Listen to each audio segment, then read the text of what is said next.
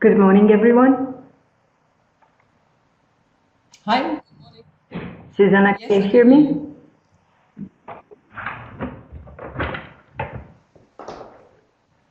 Can you hear me? Yes, everything is fine. Okay, good morning, everyone. Thank you for joining this webinar on the activities of the European Centre for Modern Languages and their call for proposals. My name is Tamara Đorđević of the Foundation Tempus, the organization responsible for implementing the Erasmus Plus program in Serbia, and starting from this year, the national contact point for the ECML. We will, among other things, be responsible for the promotion and informing prospective applicants on the call for proposals, and the ECML is the organization implementing the call.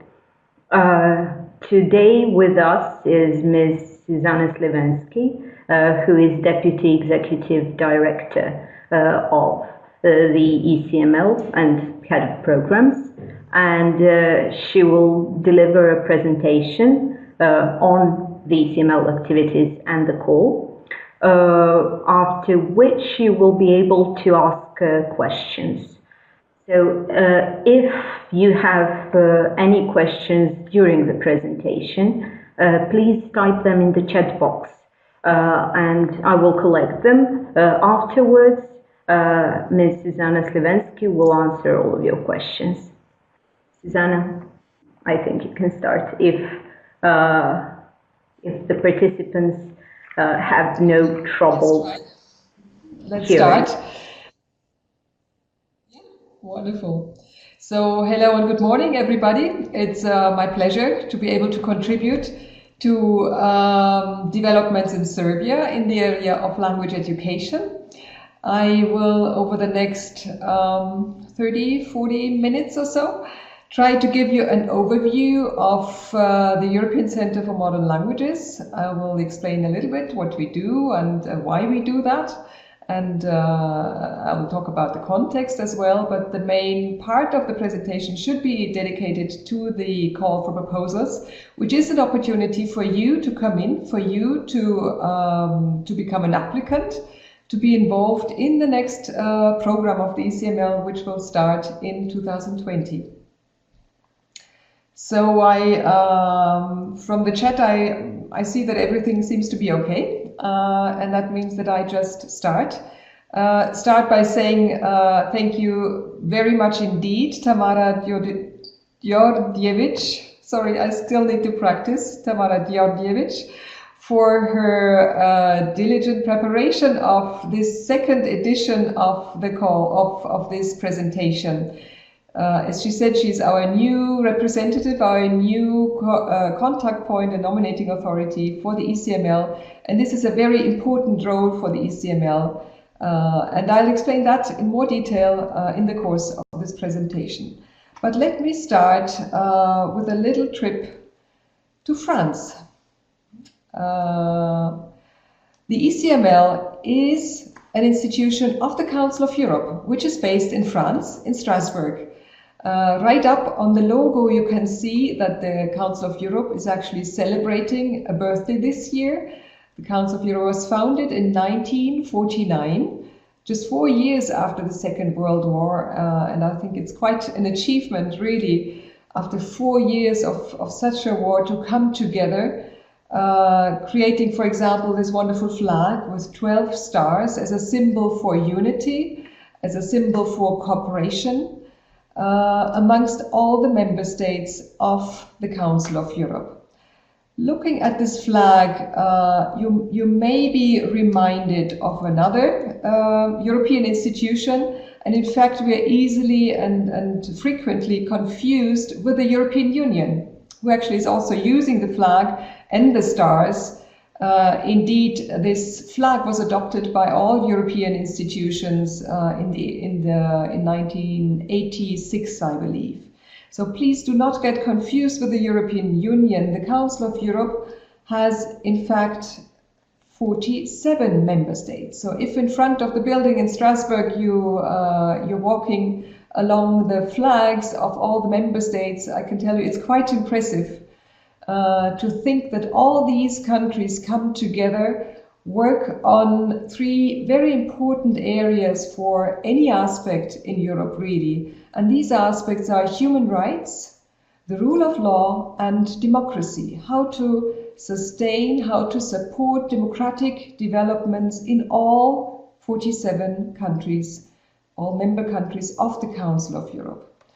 Now, rule of law, democracy, and human rights, that may all seem to be rather abstract, but if you look at this word cloud, you see some of the topics that the Council of Europe is working on in this context. You will see that there are working groups, there are recommendations, there are units working on internet governance, for example, on migrants' rights, or on the protection of journalists, the fight against terrorism. So you see that actually these 3 main pillars, democracy, rule of law, and human rights, they cover a very wide range of issues that every citizen really is concerned with on a daily basis.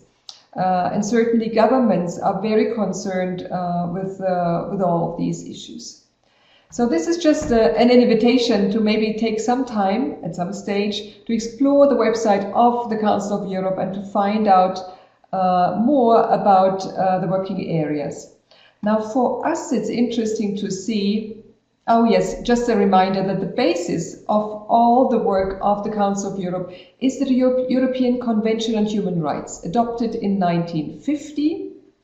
And you will see that it got translated in all the languages of the member states, in addition to Japanese and Chinese. Sorry, I need to interrupt you. We have some troubles here. Some participants can't hear you. Let me just see whether... Okay. All right. Somebody reported that they could hear me, but not you. Although I can hear you well. Let's see, let's see what the other participants say. Okay. All right. Now it seems fine. Okay, let's try. Yeah. Okay, great. Yes, sometimes connection, there are gaps, and that may make it difficult to follow the presentation. So just to briefly sum up this slide, Council of Europe, 47 member states, the basis is the European Convention on Human Rights, it's really a key document for the developments of the work of the Council. So I move on now to, great, so it seems to work. To the area of democracy, one of the key areas of the Council of Europe, education for democracy. Clearly, education plays a key role when we are trying to prepare a next generation in school, for example, to become a member of a democratic society. Democratic competences is not something that you are born with, it's something that you need to learn, and the school is an ideal place where you are prepared for a future in a democratic society. So this is really an important area of work for the Council of Europe. Again, there's a key document which was published very early on in 1954, the European Cultural Convention. It says in this convention that each contracting party, so every country who signed up to this convention, every country shall promote the study of its language in the territory of other contracting parties. So very early on, again, we're talking 9 years after the Second World War, the countries across Europe said it's important to promote language learning. It's important to ensure that other countries have an opportunity to learn our language. And this is really, I think, a very, forward-looking approach. Language learning contributes to peace. language learning contributes to stability in our continent. Now, there's a more recent recommendation of the Committee of Ministers, which is the highest decision-making body of the Council of Europe. It's the ministers, the foreign ministers of every country. They say they aim to ensure quality education for all individuals across Europe. So that, I think, is a very ambitious objective, which may not be so obvious when you read it for the first time, but if you look at it in more detail, quality assurance, quality education, what is that actually? Maybe we do not all have a common understanding of what quality education could be, and in this document you will find a definition, and it's really interesting to see how all the countries come together and agree to certain indicators highlighted in this document, defining then quality education. Quality education should, for example, be free of bribery. It should be accessible for all. There should be significant and substantial support for so-called vulnerable children. So there are a number of interesting features related to quality education. And again, I would like to invite you to explore this recommendation, and then maybe consider, in which way does it apply to your context, in which way does it apply to your institution, or you as a professional, can you subscribe to such a vision of quality education, and what can you as a professional do in order to implement these ideas. Now, there is a recent publication of the Council of Europe entitled Competences for Democratic Culture. It comes with a reference framework of competences for democratic culture. And in this publication, you find very concrete examples and very concrete items defining again the areas, a competence model for democratic culture, which has implications, I believe, for a curriculum, for an educational curriculum. It has implications for the content of teaching, and therefore it has implications for the teachers and for teacher education. So again, an invitation to explore this publication, which I can already say will also play into the development of the new program of the ECML. So this is a preview, so to speak. Now let's look more closely at language education at the Council of Europe. I think it became already clear that languages play an important role, both in education, of course. There's no education without languages. And it plays an important role in the development of democracy in Europe. And that's why the Council of Europe is really dealing with languages. You may be familiar with the Common European Framework of Reference for Languages, which was published in 2001.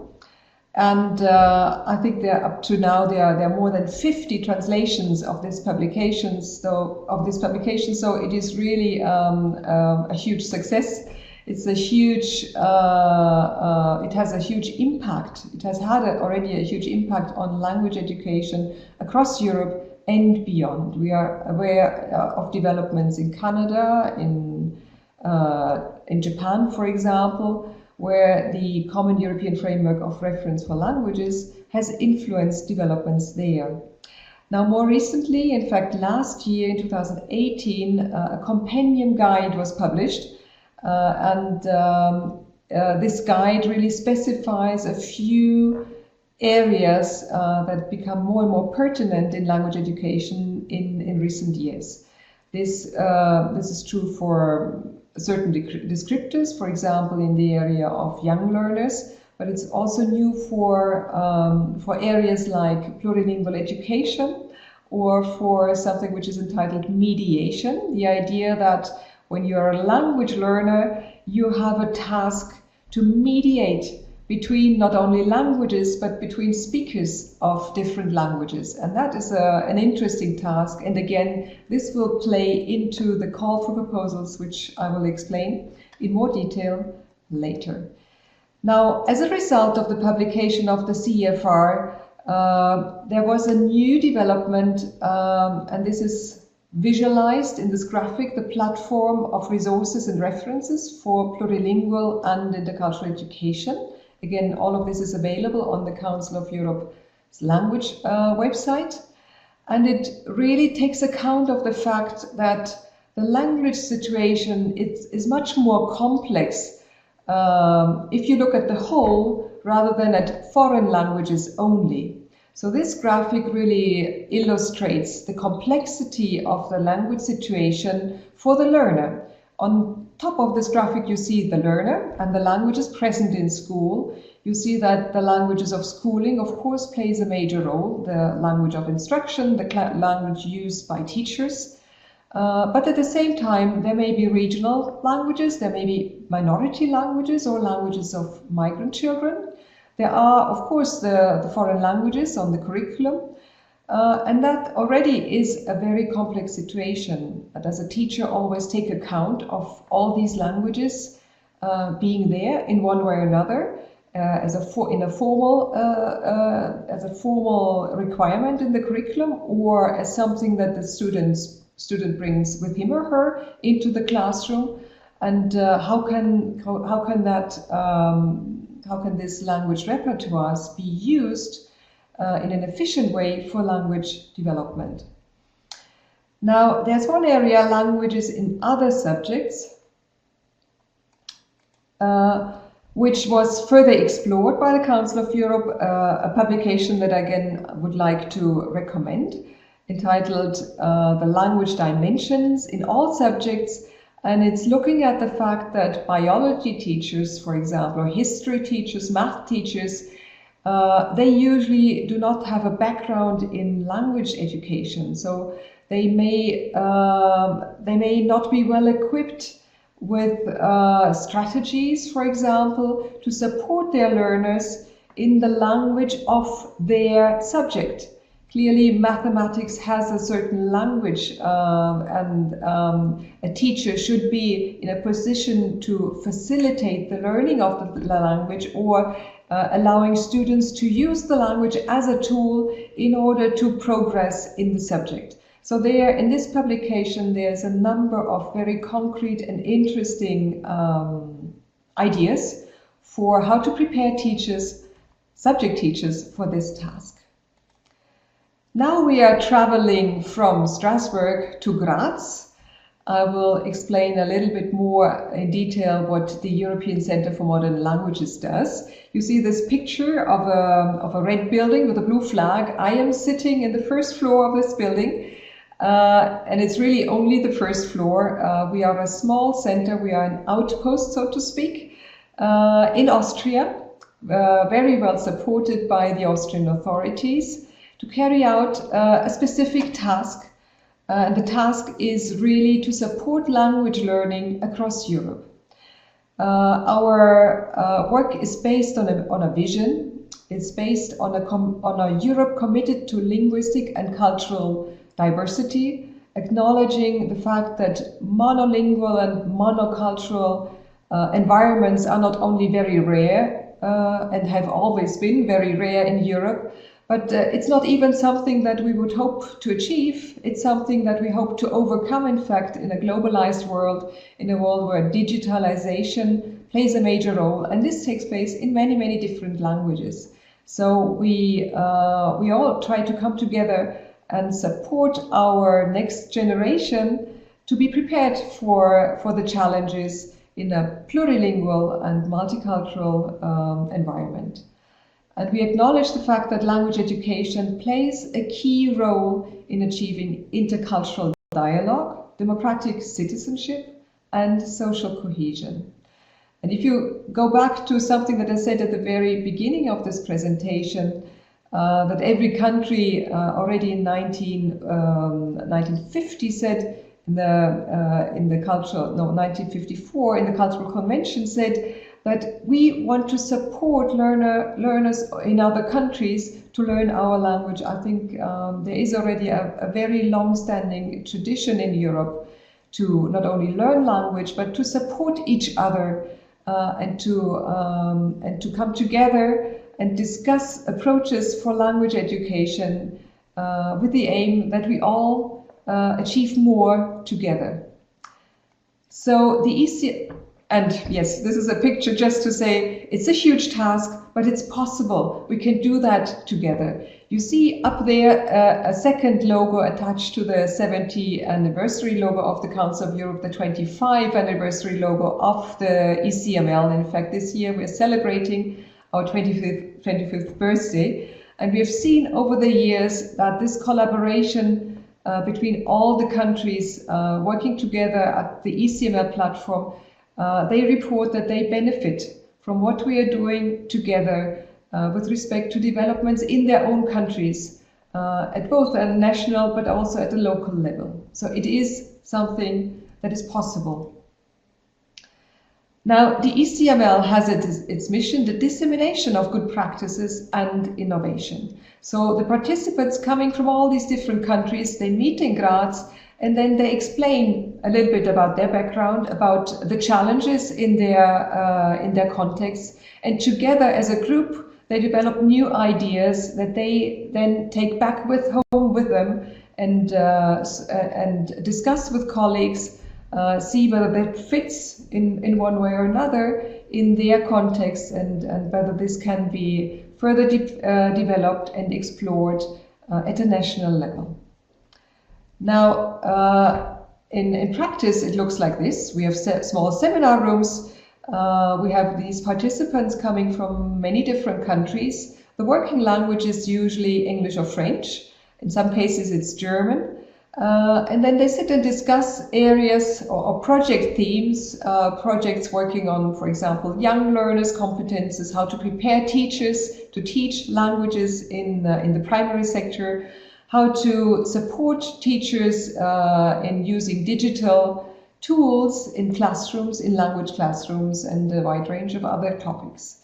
So this is what it looks like, but we should not forget the aim, the overall aim of what we are doing is really to support learning in practice. So to provide effective support for classroom teaching, but also for the informal, non-formal learning sector, which is something that takes place outside the classroom. And we would like to put teachers into a position to actually bring all this knowledge into the classroom for better and more effective language learning. So it's about building a bridge, building many bridges between policies and practice, between formal and informal learning, between educational sectors, between the steps primary and secondary, for example.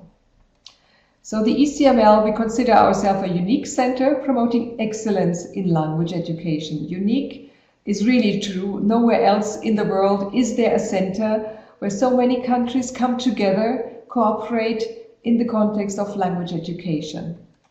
Now we are, as I said, a very small secretariat, and we cooperate with national authorities. So from every country there is a governing board member, somebody usually from a ministry traveling to Graz once a year, discussing with us their needs, their challenges. They adopt the program, so they take a significant responsibility for what we are doing, for what we are offering over the website, but also in terms of actual activities. For Serbia, there's now a new governing board member from the Ministry of Education, Ms. Ana Langovic-Milicevic. And Tamara Đorđević, as I mentioned before, she is responsible for nominations for activities and for the dissemination of ECML work, publications, activities in Serbia. So we are very grateful to have these partners, to have you, Tamara, and your colleague in the ministry, because that is really a key role, in fact, in every country, to assure that we have effective cooperation and to assure that what we do in Graz is actually going to your country, that it actually is made public in Serbia, so that your teachers and your teacher trainers can benefit from this European experience.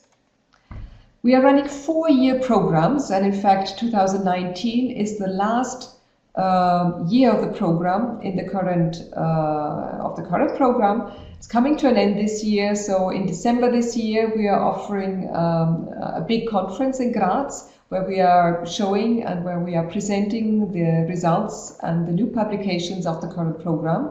And in 2020 the new program will start. So this is the moment for us where we open a call for proposal, where we invite language experts across Europe to first of all see what has already been done, and then to encourage them to consider putting in an interesting project idea which will be evaluated and may then be selected for the next program. So the key of our work is really, or the key players are those project teams. The teams, first of all, proposing a project, and then if they are selected, working with us for 2, 3 or 4 years, so that then at the end they are presenting a publication on our website, which is really something that is then promoted in all our member states. So it has really a huge potential to be used, to be adapted then to local context. So it's not something that ends up in some, I don't know, some desk or on a server. It's something that's actively supported by the ECML and by all the partners, including the national authorities in all the member states of the ECML. So I would imagine for a language expert, that would be a very attractive thing to be involved in. We also work together with representatives of major institutions, of major language-related associations in Europe and beyond, international associations like FIPLV. You may be familiar with the international associations for language teachers, or you may recognize some other logos, cercles maybe. It's the European Association for University Language Centers. So representatives of these associations, they come to Graz once a year, we meet, we discuss, we develop common approaches, and this way we want to assure that we again support each other because we have a common mission. The mission is to support language learning in Europe. On our website, for every country, we are offering information on, first of all, who is your representative for your country, and we also log the participants from your country, participants who were here, who worked with us in Graz, participants who authorized us to give their details, the contact details on our website. So if you want to explore, if you want to find out who from your country first of all represents you on the board of the ECML, you'll find that here, and if you click on that button, Experts Involved, you will then see the participants from Serbia who were already in Graz and who could tell you more about their experience. So if you want to find out more from your colleagues in Serbia what the ECML is like, that may be a good opportunity to contact people who already have experience with the ECML. Now just a few words about the current program.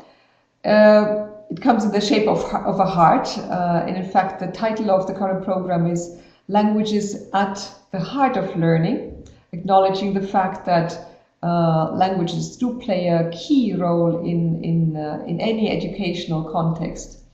You will see that we have two main strands in our program. First of all, the development strands. This is where projects play a key role. Projects carried out over 2 to 4 years, where the project team members come into play. But I would just for a moment like to draw your attention to the second strand entitled mediation. This is an opportunity actually for every project team, once the projects are finished, once the publications are available and online, that they continue in this mediation strand, for example, in this area support in national contexts.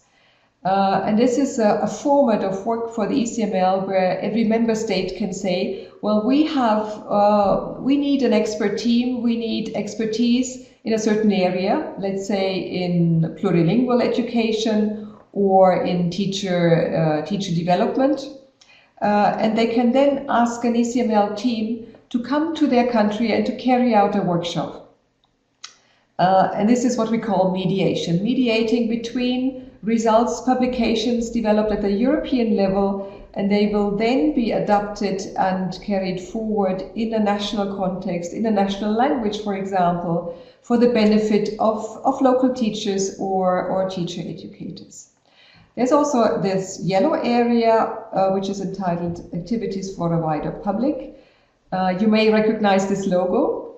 It's the logo of the European Day of Languages, which takes place every year on the 26th of September, where all teachers, where all language learners across Europe are invited to celebrate language diversity, to celebrate their own language competences. And on the website of the ECML, you will find many interesting, attractive ideas for what you as a teacher, for example, can do on the occasion of the day in order to promote language learning in your classroom, in your school, or in your educational facility. I would just like to point out that we all do this in order to support the learner who comes or who may come with many languages, which again is a reminder for our plurilingual capacities, for our plurilingual context. Monolingual is really something that we should leave behind. We should encourage our learners to envisage not only the learning of foreign languages, but also to respect and to look into neighboring languages, the languages of their friends, the language of work. So there's a number of languages interesting to explore, also at a school level. One example for a training and consultancy team, so these are teams that travel to member states on demand. So if a country says, yes, we have a need in, and in this case, for example, support for education in Romani, we have an expert from Serbia, Jelena Filipovic, from the University of Belgrade, and she has been working with us for a number of years, supporting this expert team under the guidance of David Little from Ireland.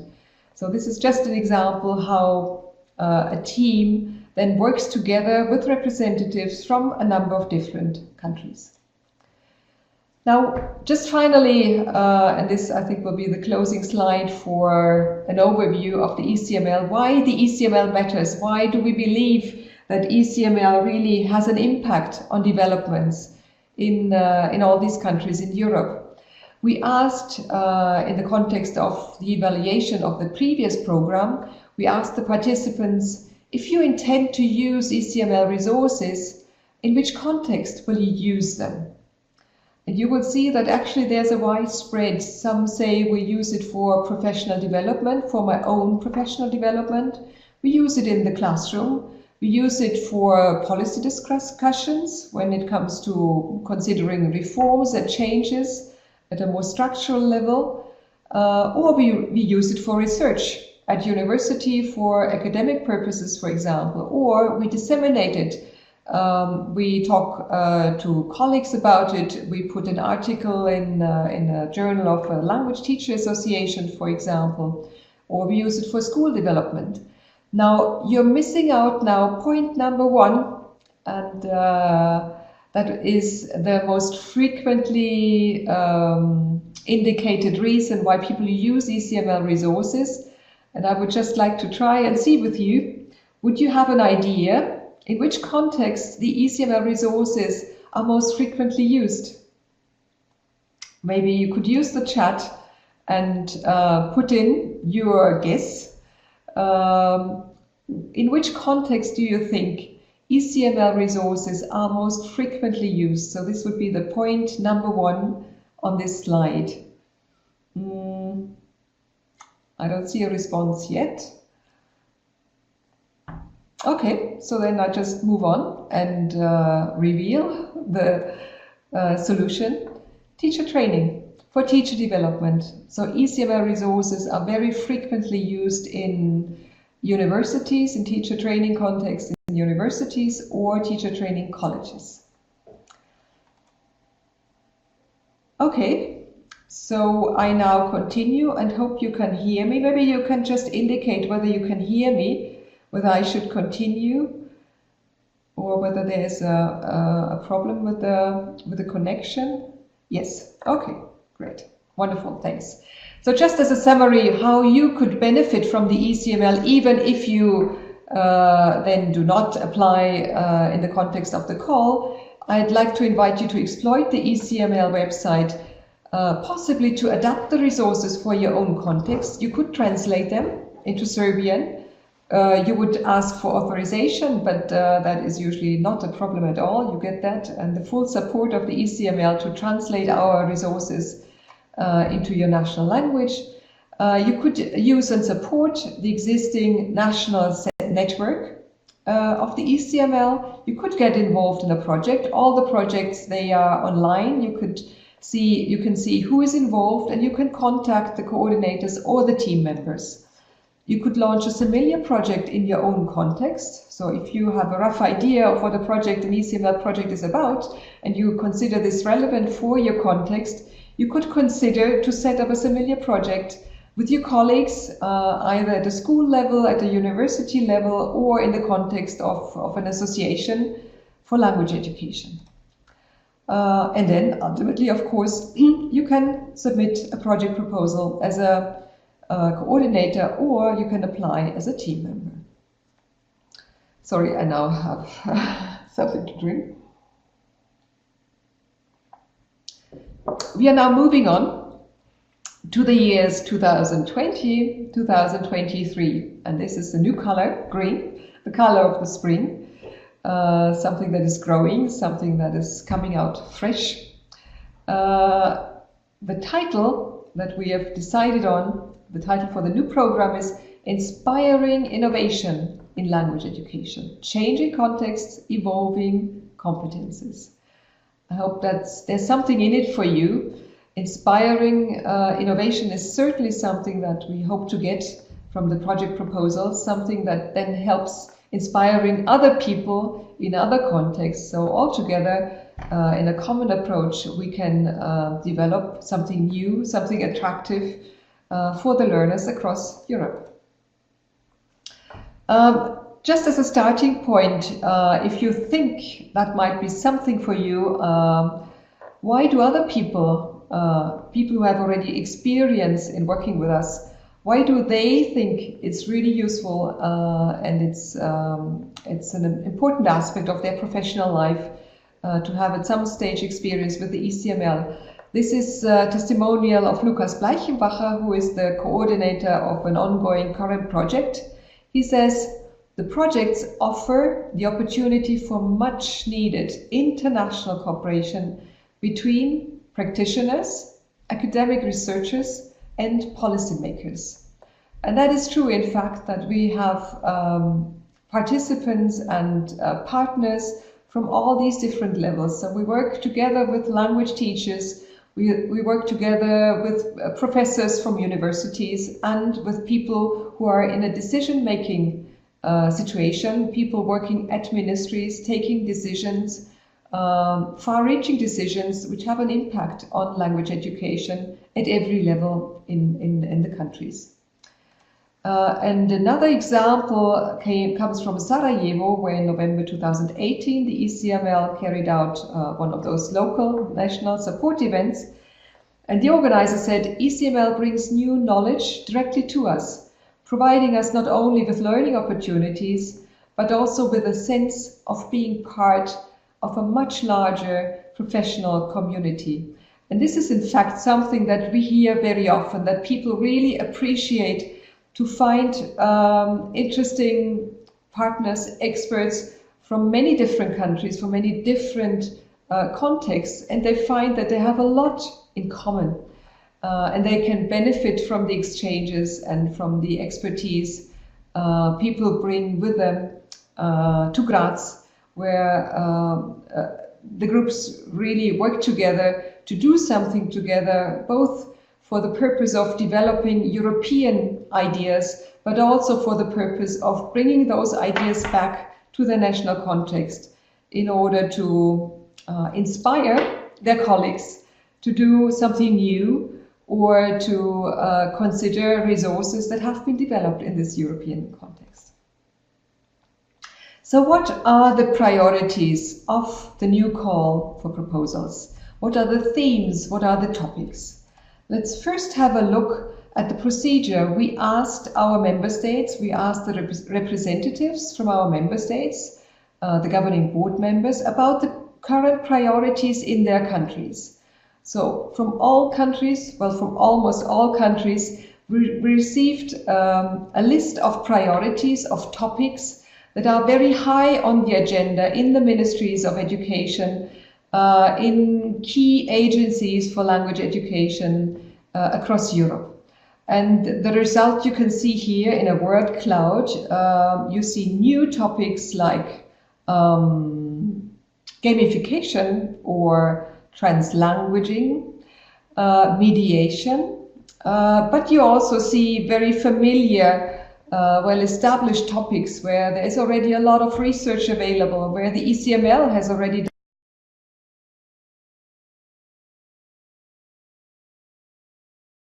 done a lot in the context of intercultural communication, for example, in the context of CEFR implementation, learning strategies, but at the same time, through this exercise, through this communication from the national representatives, we found out that in fact there's still a lot to do. The fact that there are many resources available does not really mean that in practice, first of all, teachers are aware of all these resources and they can use them for the benefit of their teaching, for the benefit of their learners. A lot still needs to be done with respect to how to really make those resources, available, or to how to further develop the existing resources so that they are fit for a future generation, both of teachers and of learners. We then looked at what we already have, what the ECML has done over the past 25 years. And in this graphic, you will see that we've always put a strong focus on teacher education with regard to a number of very concrete topics, for example, teacher and learner competences or plurilingual and intercultural education, etc. You will find all those themes available and the resources linking up to those themes available on the ECML website. So this is a screenshot of the website. If you click on any of those tabs, you will then discover which ongoing current projects there are, and you will also see which resources are available for free on the ECML website. Now, it is clear that there is, of course, significant overlap. It's not even the intention of the ECML to offer a clear-cut division between those topics. It's just a matter of allowing a simple access if you have a concrete topic in mind, so that you can easily find that on our website. Now, let's look at the priority areas which have then been established as a result of all these discussions and negotiations. And in fact, we are offering 5 areas for which you can apply, either with a project proposal or as a team member. Let's go through them one by one, starting with the first one, language professionals as agents of change. This is really taking account of the fact that it's about people. People are delivering education, people are delivering classroom teaching, and we should really consider teachers, teacher trainers as agents of change, as people who can carry out reform at a practical level. It's really people who make a difference. So if you have well-trained teachers aware of, for example, the fact there is such a center in Graz who could help them in professional development, they could benefit from that for their own teaching. So that could be the proposals in that area could look at teacher development, could look at the fact that it's the teachers who should support learner autonomy. So you could ask the question, what kind of competences would a teacher need to have in order to support learners to become independent and autonomous learners? What kind of strategies does a teacher need to use in order to support the learning of their students in the classroom? A second strand or a second priority area is looking at the existing Council of Europe resources. Starting from the Common European Framework of Reference for Language, for example, or looking at the companion volume, which was published in 2018, or the publication I introduced earlier, the Competences for Democratic Culture. What does, for example, this competence framework mean for language teaching? Languages are there in this framework, but what does it mean for a language teacher, for example? How does he or she translate that into teaching materials or into teaching practices, activities in the classroom? So there are a number of resources which we believe could support the quality of language teaching, and we are hoping to get project proposals in this area which will then move forward the resources taking into account the fact that we of course want to support developments in practice. A third strand is looking at foreign language teaching. So this is a very clear focus on the foreign language classroom. Pluralistic approaches, for example, could be a topic for a project proposal. The role of the first foreign language in teaching and learning could also be a topic for a project proposal. How do, for example, second and third foreign languages, how do they come together both in the curriculum but also in teaching materials? Do teaching or textbooks, for example, for a second foreign language, do they take account of the fact that an additional language is already in the curriculum? Do they establish links? Do they support learners in making those links? And what kind of activities are there in the classroom to support building bridges for the learners between the different languages they either learn in as a language in the curriculum or languages they bring with them into the classroom? A third strand is then looking at bilingual education or plurilingual education, at multilingual classrooms, the fact that there are children coming with different languages into the classroom. How can teachers support all the learners in the development of their languages?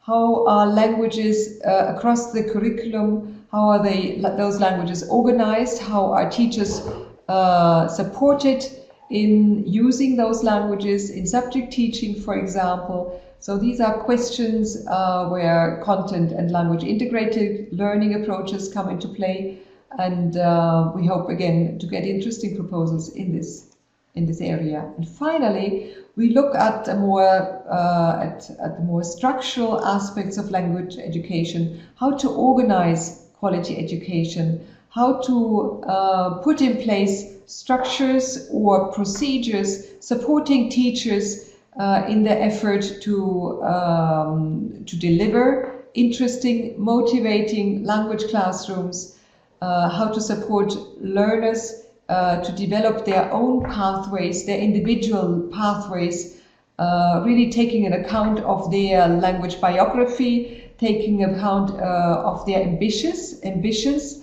about their aims and individual objectives for language learning. Also, we would like to look at the diversifications of languages on offer. We see a trend in kind of bringing the language the offers of different languages, narrowing that to 1 or 2 languages only, whereas we on the contrary want to open up the diversity of languages on offer. So are there examples, are there already interesting developments somewhere that would be worth exploring and then developing and offering them to other countries as a strategy to make their language offer in the schooling sector more interesting. So these were the priority areas. Again, whatever the proposal is, we would like to link them ultimately to our existing structures, the structure available on the ECML website. So if you propose a project, you would, I would recommend, first of all, to of course see in which area it fits. Again, taking into account that it might concern more than one area, but then maybe there is one area where you clearly see that there's a focus, or you could put a focus on, and that would then help you to select the relevant priority area. But at the same time, you're invited to look at the existing structure on the website and to identify relevant areas, which again may mean that more than one area are concerned, and you could then mention in your project proposal.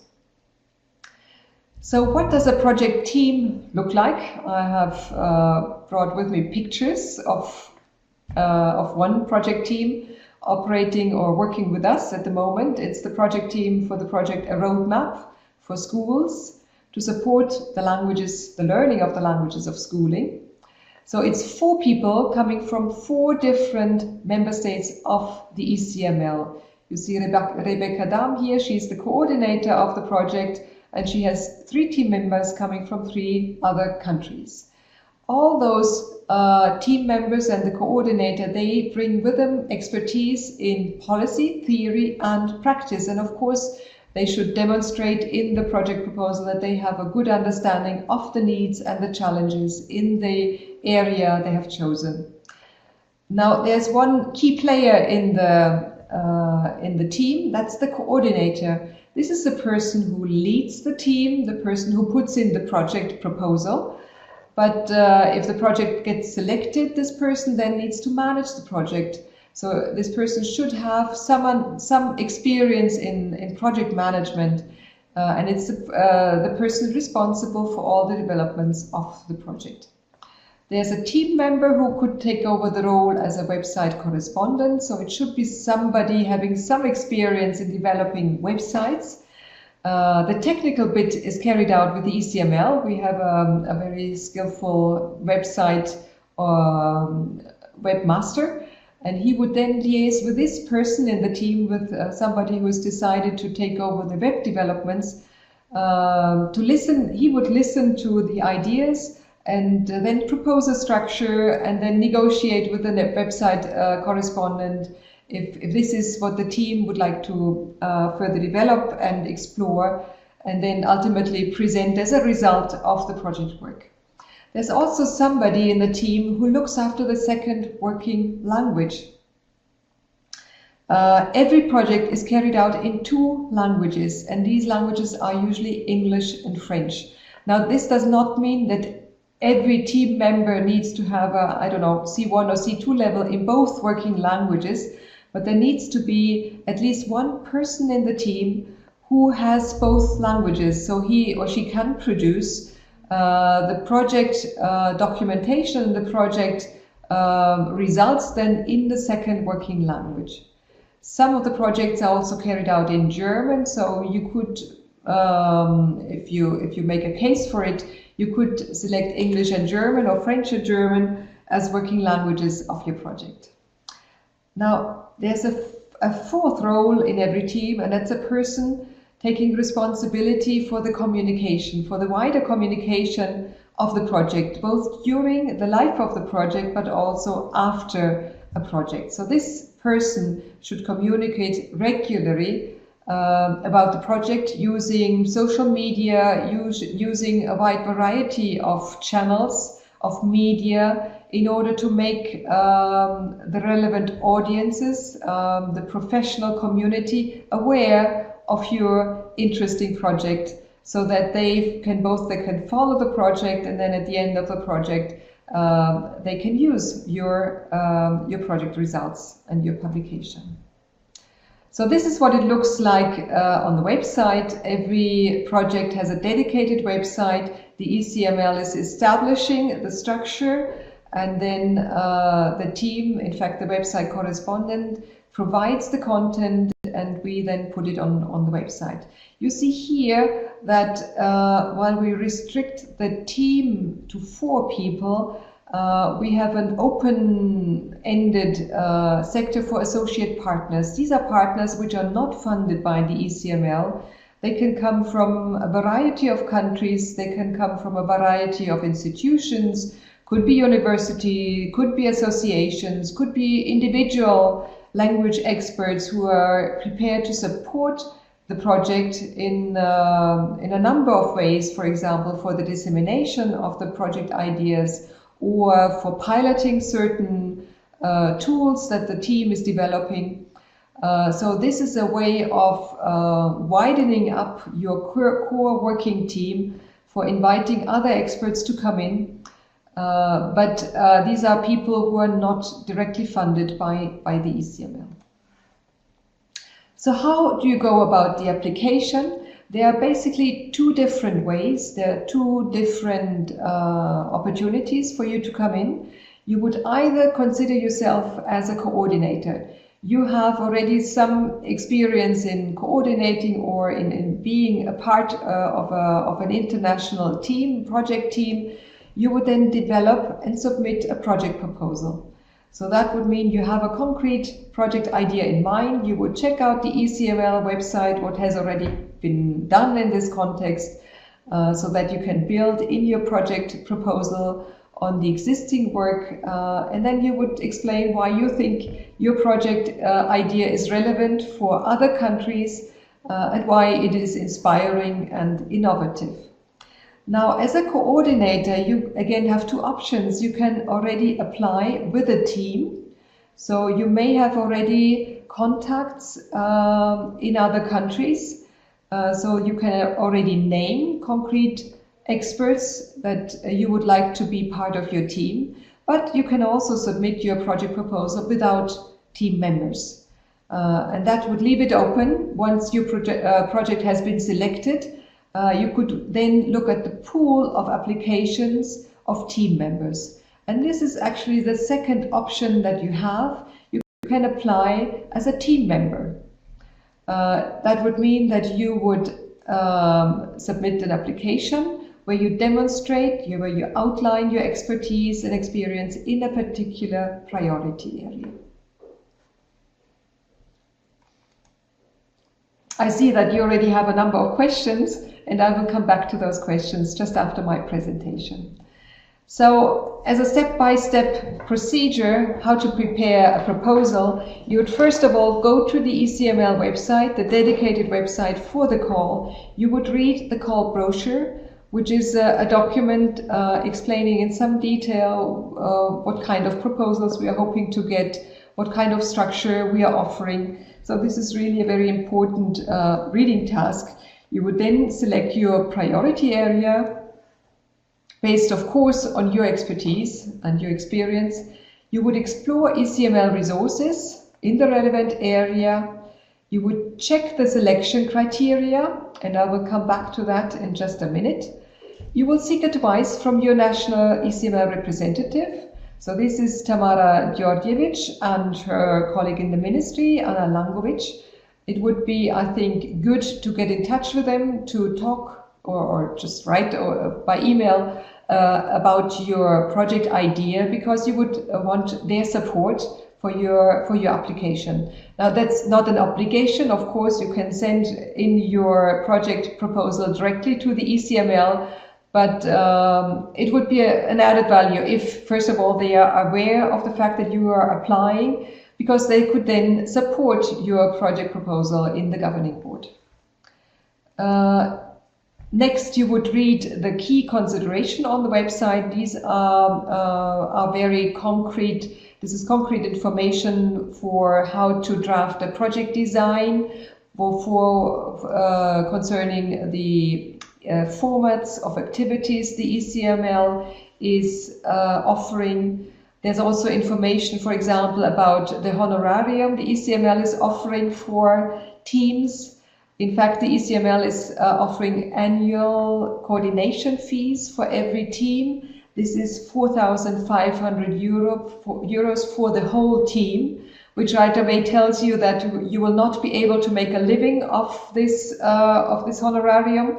It's really just a symbol. It's really just a matter of appreciation. Basically, you would need the support of your institution, I believe, or some other means for making a living, because the honorarium of the ECML would not cover that at all. So information like that, you will find that under key considerations on the call website. And then finally, you would draft your proposal in a clear language. This is important. While you are, of course, your proposal will be read by a board of experts in the area you're proposing your project.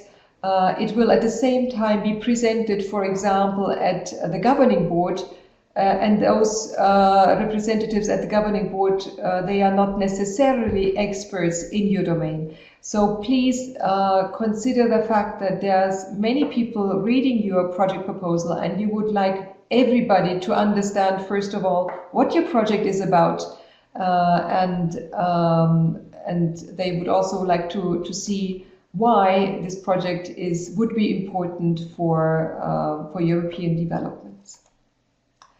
This is what the form looks like. Right away you can see that we are asking you to identify 2 working languages. This is of course provisional, in particular in a situation where you apply without a team, because of course once you select team members, you would may need to reorganize or to reconsider your language choice, because the selected team member may come with a language that you haven't considered at this stage. We are asking you to put in a title in 2 languages. So you would already need to have competence in 2 working languages the ECML is offering. Which selection criteria will be used? So of course there's a difference between applications as coordinators and team members. For coordinators, we expect people to have professional knowledge and skills. They must live and work in an ECML member state. The quality of the proposal will, of course, be evaluated in some detail, in great detail, in fact. We look at the relevance of the proposed topic. We look at the added value of a proposal, the quality of the design. For example, the kind of activities you're proposing. Do they build nicely one on the other? Can we see that there's a progression in the proposed work, etc.? And stakeholder engagement is also a very important aspect. In which way do you, during the life of a project, consider involvement of the target group? In which way do you bring in, for example, subject teachers if you propose a project on languages and subjects? How do you contact them? In which way do you plan to engage them? Now let's look at the criteria for team members. Again, you would need to outline your knowledge and skills in the relevant area. You would need to show that you are active in the field and you have direct links to target groups you envisage working with. And again, you should live and work in an ECML member state. Now, the key date to keep in mind at this point is the 22nd of April. This is the deadline for submissions. In end of April and beginning of May, we will start the evaluation process of all the submitted proposals. And then in October, the governing board will take a decision on projects to be selected and to be included in the next program. Between October and November, we will then select the team members in direct contact then with the selected coordinators. They, of course, need to have a last say on whom they want to work with in the context of their ECML project.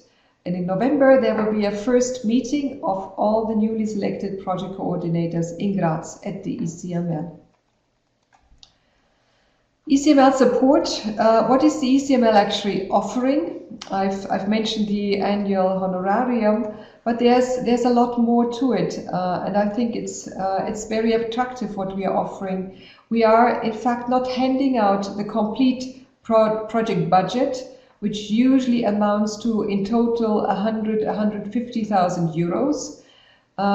From this project budget, the ECML is directly funding the cost of workshops, for example, workshops where we have representatives, nominated representatives, experts in the area that you're working in from all 33 ECML member states.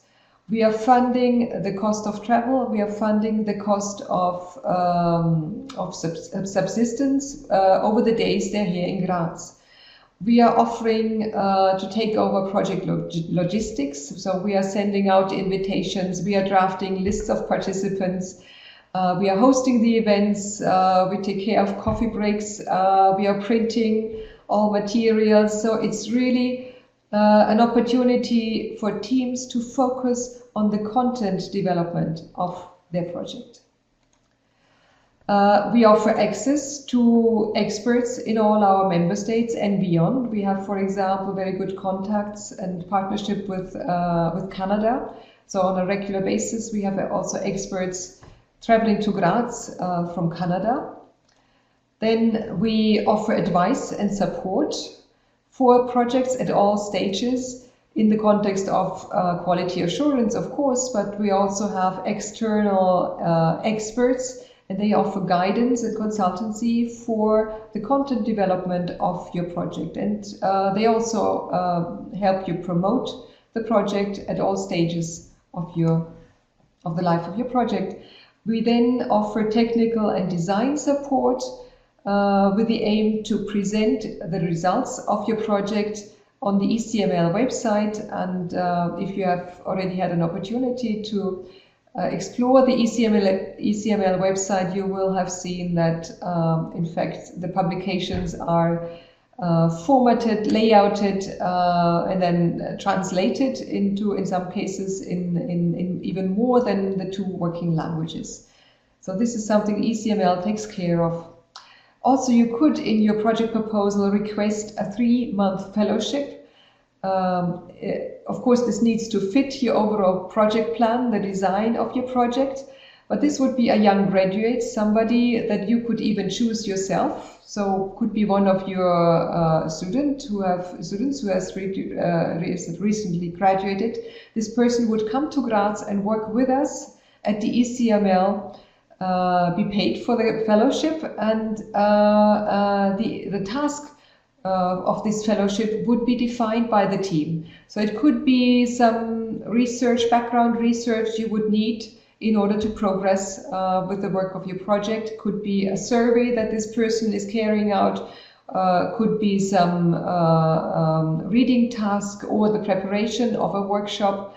The content of this fellowship would be defined by you and your project. And there's of course a life after the project. The ECML has a strong focus on promotion, on dissemination, engaging stakeholders at different levels, including the policy making level. First of all, to make them aware of project results, and then to support them in implementing the ideas of your project.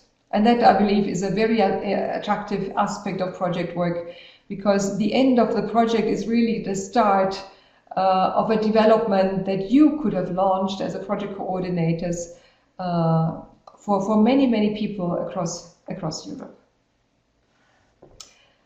Now, the support offered by the ECML is not so much, or maybe to a very small extent, at the level of monetary recognition. The support is really at the level of creating an environment in which projects can flourish. So as an example, again, a screenshot, we do a lot in order to promote projects, ongoing projects, as well as project results. We have a calendar that where we are offering recent developments. We have databases that we are promoting through the Language Gazette, for example, which is an electronic newsletter that I don't know how many people, very many people have subscribed to that newsletter, and they receive that information on a regular basis. So this is the website for the call, and I'd really like to encourage you to explore this website to find out more details about the current call. And you can, of course, at all stages contact us with more questions. But I'm really now curious to see your questions that have come up during my presentation. And I hope I'm able to respond and to answer to most of them. So again, I take a sip of water after this presentation. Thank you, Susanna. We already have some questions, but I'm inviting all the participants to come up with more. If you want to ask anything, now is the right opportunity.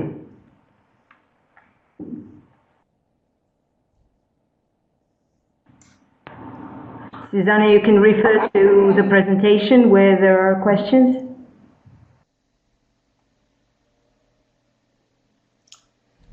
Okay, maybe I start. No, in the document there are the questions that the participants asked.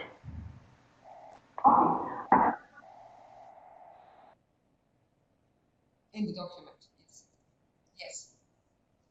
Yes. Okay, I start with the first question.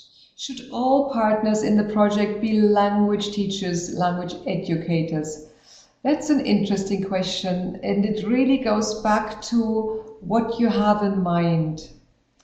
I mean, you could have in mind, for example, a project that involves or that is targeting parents' involvement in language education. In such a case, obviously, representatives of parent associations would be interesting partners. And representatives in a parent associations are not necessarily language teachers. But in the context of such a project, they would be very valuable partners and team members. So it really depends on what kind of project you have in mind. And then based on that project ideas, you would identify key people who first of all bring in the expertise, and then also people who could help in disseminating the relevant or your project idea in the relevant communities. So I would say basically no, not necessarily do all partners need to be language teachers, but they need to represent the key ideas of your project. And it could be, parents was just one example that right away comes to my mind, could be different stakeholders in education that play a role in your project. And they, of course, should be involved in your project, either as a team member or as an associate partner. A second question, do teachers need support or approval of any kind of a school or university where they work? I would say it would be very helpful to have their, let's say, informal support, because you probably need to spend some time of your regular work that you could then dedicate to your project work with the ECML. If your employer does not at all support your project work with the ECML, that would mean automatically that you do all the work in your spare time. And that, I think, would be a heavy burden. You have families, you have a private life, that would make it very, very difficult. So I would really recommend to seek the support of your institution. And that's not necessarily, support in monetary terms. It's support for the release in terms of time. so that you can integrate the time you're spending on project work into your regular working hours. Should the project proposal be linked with some formal education institution?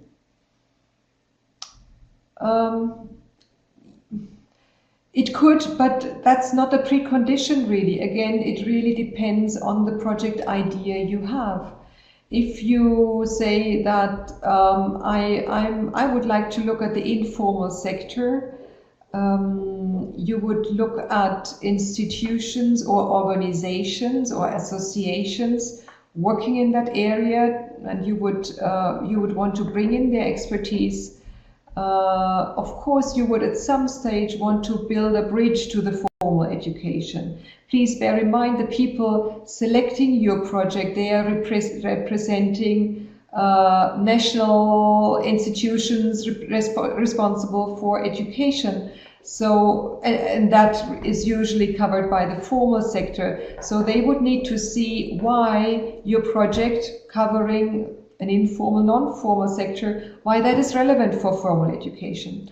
I think personally this is a very, very important topic, but it is important also for you to be able to explain why such a project is relevant for decision makers in the formal education sector. The next question, can one country have more than one member, and who can be involved? Students? Now, as a team member, all 4 team members come from 4 different countries. So it's not possible to propose a team of 2 people coming from Serbia and 2 people coming from, I don't know, Poland. That's not possible. 4 different countries need to be represented in a team. Students could be involved. Yes, of course, students, like anybody else, would need to explain why they are, or in which way they bring in the necessary expertise and experience. I would say right away, maybe somebody who has worked for some years in a relevant area, in a dedicated institution, has more experience, but I would not at all want to exclude a student as a team member. It's not very frequent with us, but if in your project proposal or in your application as a team member, you can make it clear that your experience and your expertise make you a very valuable team member, I would say, yes, absolutely, please send your application. And a project coordinator may even look at the kind of expertise you have. So your status as a student does not by any means disqualify you from application. Could you tell us more about becoming an associate partner? Well, bringing an associate partner at this stage is an issue for the project coordinator, the person who at this stage submits a project. So if you as a coordinator have networks you're working with, if you have contacts in different countries or in your own country, an associate partner could very well come from your own country. So there is not this restriction that we have for team members. Associate partners can come from one country. You would put that in the project proposal. So if you put in a project proposal where there is already a number or just one associate partner, where you can see that this partner really is relevant for successfully carrying out your project, that is an added value. That is something that that makes your project proposal more valuable. But basically, if once we know what kind of projects we have, once we have teams in place by the end of this year, and you think that for one or for another project you would be an ideal associate partner, that would then be the moment to contact us or to get in touch directly with the team to propose yourself as an associate partner. We have some more questions. So I think I've covered maybe that it's easiest list. if I read them. What is the preferred target age of the learners?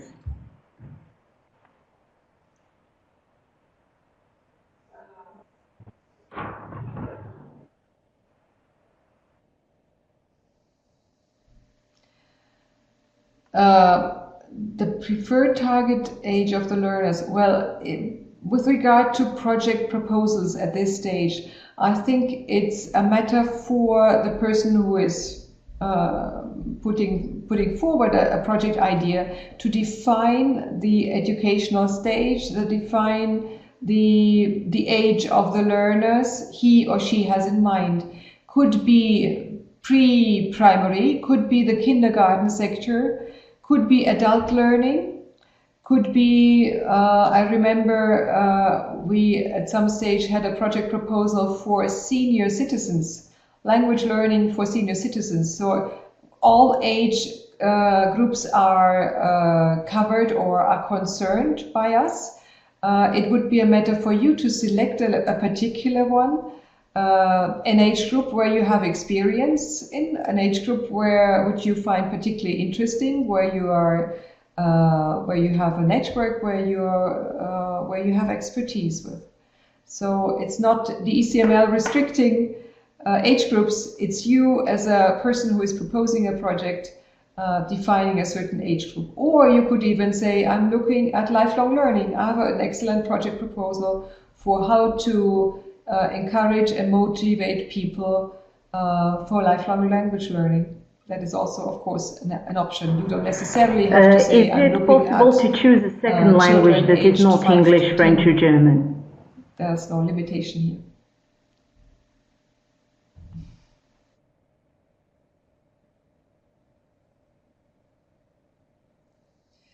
That would be difficult for two reasons. First of all, we at the ECML in Graz, we do not have the expertise to provide consultancy in a particular fourth language. And the same is true for the governing board and for the people taking decisions on your projects. So if you propose a project in any other language, you would need to explain why other countries would benefit from your project, which I believe is very difficult it would be difficult to make a case for that. In our is there a recommended English and size French of scope are of the the main languages represented at all levels.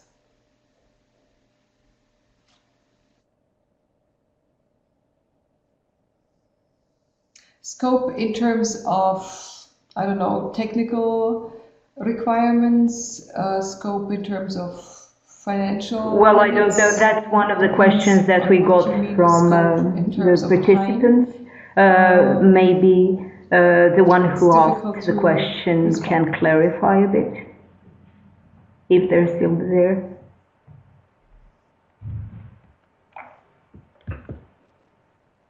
Okay, we can move to the next one, yes. If I understood correctly, team members who apply individually, stating their expertise, create a pool from which coordinators who applied without teams choose at the end.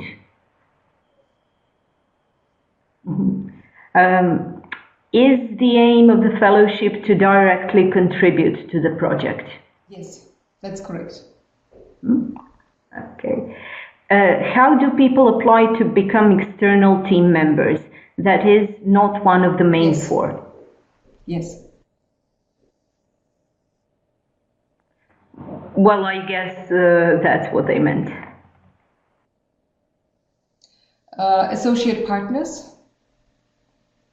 Probably. Yeah. There is no application scheme. It's really a matter for, first of all, for people who consider themselves as a potentially useful associate partner to first of all have a look at which projects have been selected, and that would be possible through the website sometime early 2020. then see which teams are there, and then they could get in touch directly with teams. Can a coordinator without a matter team of members teams have to decide preferences on their regarding associate countries partner. the appointed members should come from?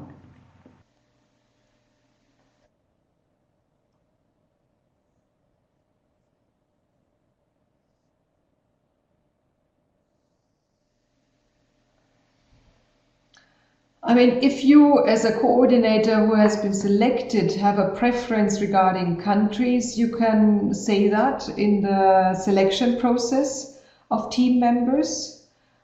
We would probably ask you why. We would want to know. For the ECML, we have a certain interest to bring in as many experts or experts from as many countries as possible. So we don't want to end up in a situation where we have project team members and then also associate partners from only a very limited number of countries. We want to cover a wide range of countries, really. But of course, you can, in this process, you can say. In the meantime, we received clarification. By size and scope, we meant a number of team members and target users.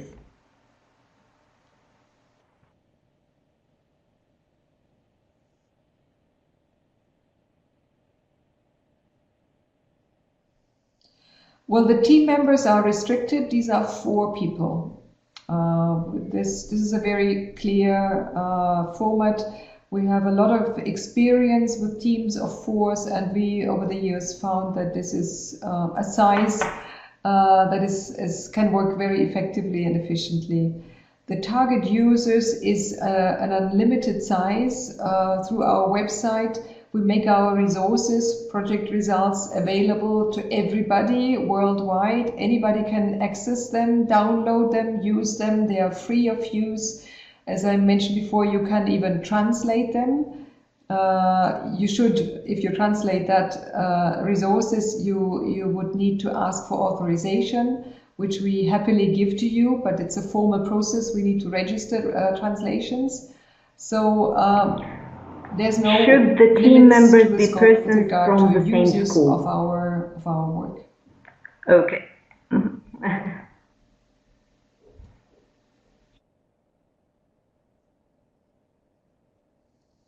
No. Yes, I suppose that there is a lot of information at once for the participants and for the prospective applicants, so it takes some time to.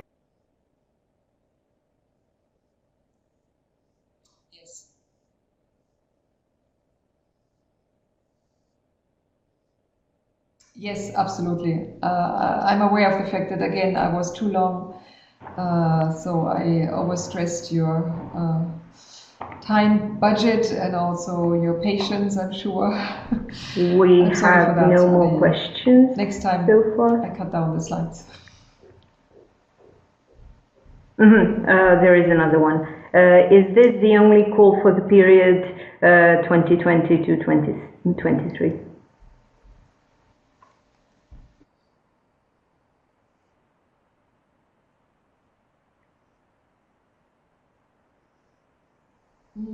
That's an interesting question as well.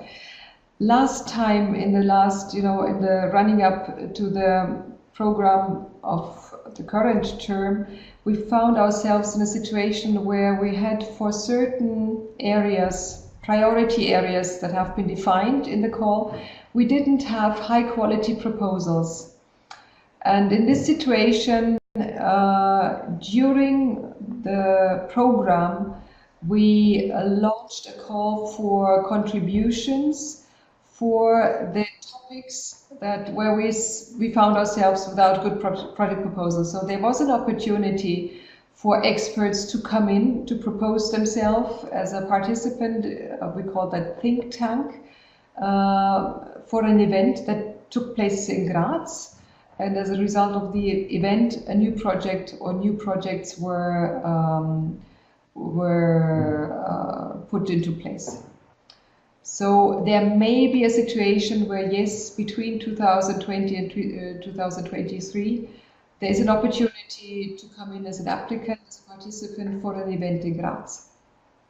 and this will be made public on our website and through Okay, our it seems national that there are no partners, more like questions. for example, Tamara, or the So national, I would like to thank Susanna governing for groups. a very informative, very useful presentation.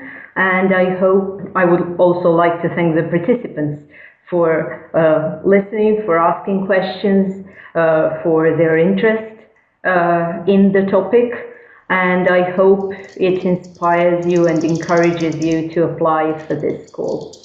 So if you need any information about the call, you can contact the Foundation Tempus at office@tempus.ac.rs, or I guess you can contact the ECML directly as well.